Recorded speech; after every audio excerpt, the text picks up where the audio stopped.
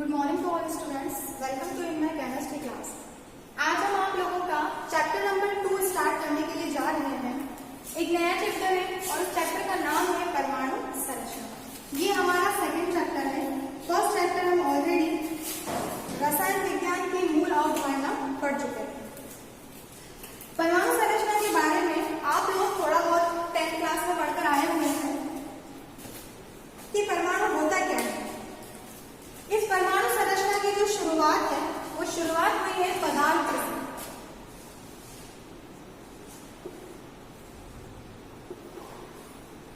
परमाणु संरचना की शुरुआत एक पदार्थ से हुई है।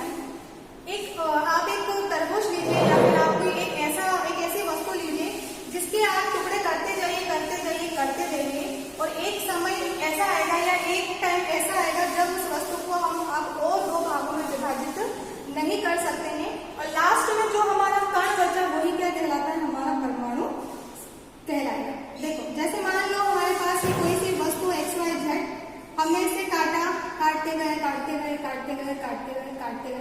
और एक पॉइंट ऐसा आएगा जहां हम इसको और ज्यादा विभाजित नहीं कर सकते हैं और ये कण हमारा क्या कहलाएगा, अविभाज्य कण।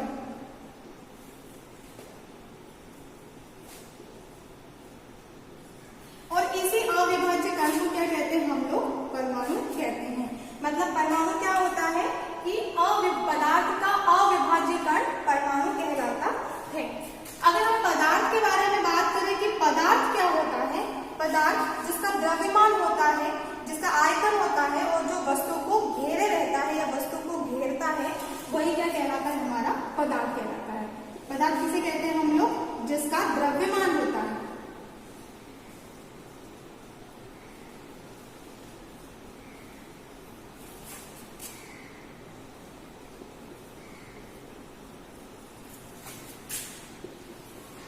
जिसका द्रव्यमान होता है, जो जगह घेरता है।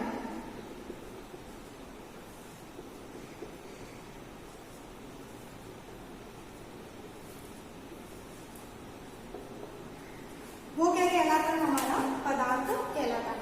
तो इस परमाणु की शुरुआत कहां से हुई है, पदार्थ से हुई है। पदार्थ का मतलब क्या होता है, जिसका द्रव्यमान होता है, जो जगह को घेरता है। अगर हम परमाणु के बारे में बात करें तो हम एक वस्तु का, एक पदार्थ का एक ऐसा भाग लेते हैं जिसे हम विभाजित करते जाते हैं और एक टाइम ऐसा आता है जहां हम उसको और विभाजित नहीं कर सकते हैं। वही अविभाज्य कण हमारा क्या कहलाता है, परमाणु कहलाता है। तो परमाणु के बारे में सबसे पहले जिस महान वैज्ञानिक का नाम आता है उसे हम कहते हैं डाल्टन। डाल्टन ने हमारे इसी परमाणु को एटम नाम दिया। डाल्टन एक ग्रीक वैज्ञानिक था, इसलिए इसने परमाणु को जो एटम नाम दिया वो भी एक ग्रीक शब्द से दिया। ग्रीक भाषा में ए का मतलब होता है नॉट और एटम का मतलब होता है डिविजिबल, जिसे और विभाजित नहीं किया जा सकता, जिसे और विभाजित नहीं किया जा सकता, उसे कहलाता है एटम। और इसी एटम को हम हिंदी में क्या कहते हैं, परमाणु। तो इस तरीके से हमारे परमाणु की शुरुआत हुई और जिस वैज्ञानिक ने इसे खोजा वो वैज्ञानिक कौन था, डाल्टन था, जिसने ग्रीक एटम नाम इंग्लिश में दिया और एक ग्रीक भाषा में दिया, जिसमें एक ग्रीक भाषा का मतलब होता है नॉट और टम का मतलब होता है डिविजिबल। हम ये कह रहे हैं कि हम परमाणु को विभाजित नहीं कर सकते हैं, लेकिन 3 एक ऐसे महान वैज्ञानिक आए जिन्होंने ये कहा कि नहीं भाई, हम तो परमाणु को विभाजित कर सकते हैं और 3 भागों में विभाजित कर सकते हैं। और वो जो 3 भाग हैं, 3 भागों में हम परमाणु को तोड़ सकते हैं। वो 3 भाग कौन कौन से हैं,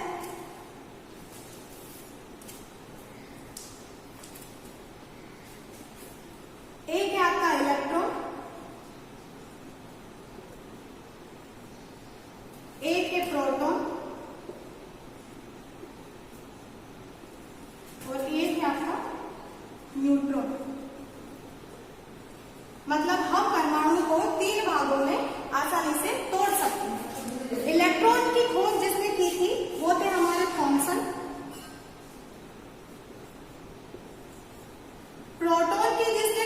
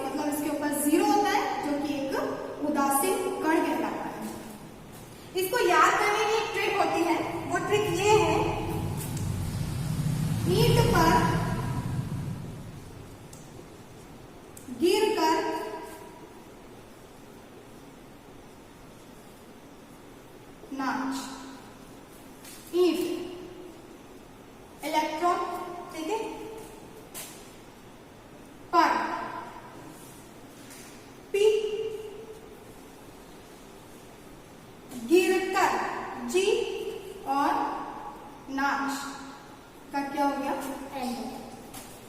एन सी, है ना।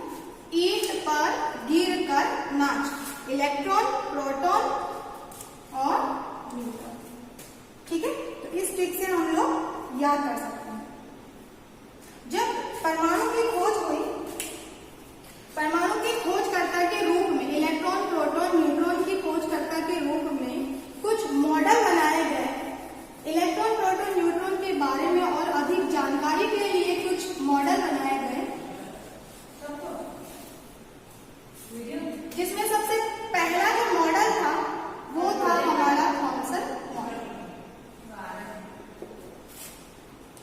कौन सा था? Thompson model.